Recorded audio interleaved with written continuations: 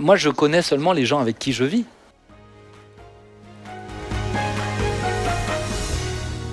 Mais par rapport à ça? c'est une très bonne question. Moi, c'est des réflexions aussi rien que l'utilisation des médias sociaux pour les plus jeunes, c'est une réflexion que je fais puisque je suis aussi responsable de la jeunesse ici. Euh, Par exemple, j'ai Instagram et j'encourage sur Instagram. Mhm. Mais ma réflexion, alors j'ai peut-être deux réflexions comme élément de réponse sur ce que tu dis. Ma réflexion, la première, c'est je pense qu'aujourd'hui, c'est le mode habituel des jeunes. Quand on parle de 9 secondes, c'est pas ils vont être à 9 secondes de concentration. Ils sont à 9 secondes de concentration. Ma question, c'est quelle est la limite entre les entretenir dans ces 9 secondes et les amener plus loin?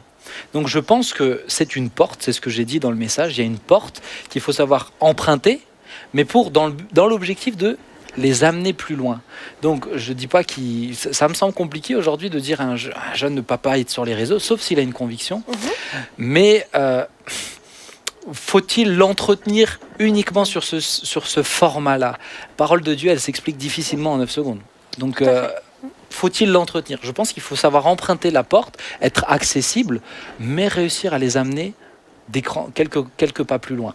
Maintenant, pour ces influenceurs chrétiens, il y en a certains que je connais même personnellement. Moi, ce que j'ai envie juste de dire, c'est que le problème des écrans, et c'est la même chose avec nous sur Internet, on peut avoir l'impression qu'on nous connaît très bien, mais on ne nous connaît pas.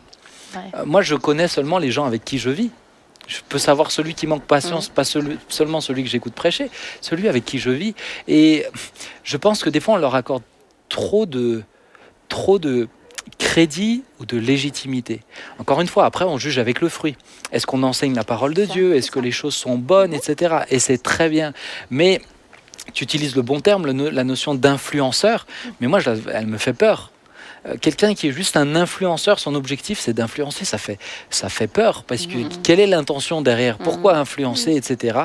Donc moi j'encourage les plus jeunes ou ceux qui nous écoutent, qui suivent ces personnes-là. Certaines sont très bien, d'autres sont plus déséquilibrées, il faut que je le dise quand même, mais jugez aux fruits. Et pour juger aux fruits, il faut que vous ouvriez votre Bible personnellement et que vous puissiez mesurer entre ce que la Bible dit et ce que cette personne va dire aussi. Et ne soyez pas j'ai envie de dire, n'y allez pas les yeux fermés. Même moi-même, dans les prédications, je le dis souvent, ne me croyez pas sur parole. Eh oui. Ouvrez la Bible. C'est ce que faisaient les fils de Béré, dit la Exactement. parole de Dieu. Ils vérifiaient dans les Écritures. Mais c'est ce qu'il faut. C'est de la responsabilité de chaque disciple.